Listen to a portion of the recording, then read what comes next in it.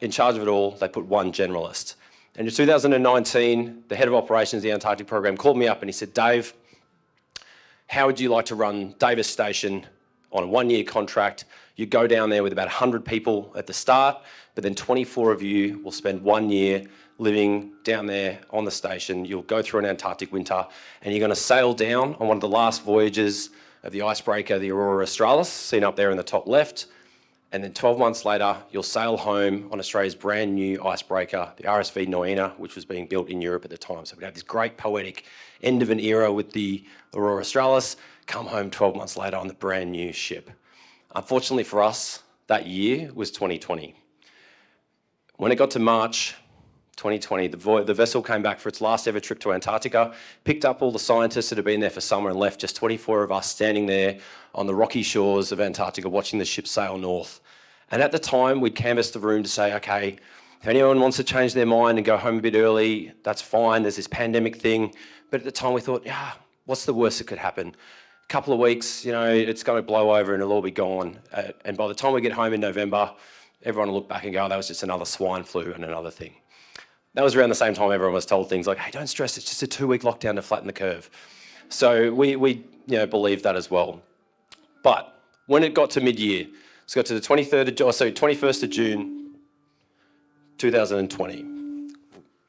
And this is just one of my favourite little mesmerising things. I'll let you be mesmerised by ice-breaking ships for 1 second. But when we got to mid-2020, a day I'll never forget. So we celebrate midwinters by doing 2 things down on an Antarctic station. One of them is that we jump in the ocean and go for a swim, and the other one was we have a fancy dinner. But 2 days after that, I fired up the station computer, had a chat to my boss and said, okay, it's the 21st of June, we've been here for nearly 9 months, we've only got a few months to go until we come home. At this point, it's pitch dark, it's minus 30, minus 40 degrees outside, and you're in the depths of winter, so you really want that horizon to swim to go, okay, it's almost over soon. We had about 150 days until we're going home. And that's when he laid it out cold, and he just said, look, Dave, unfortunately, because of the pandemic, the brand new ship that we're building over in Europe, it's not going to be finished. So the ship can't come and get you. We can't use the old ship because that's been on-sold to another company. Ordinarily, we'd have an air link that we can fly people in and out of Antarctica in the upcoming summer. We won't be able to do that either because of COVID.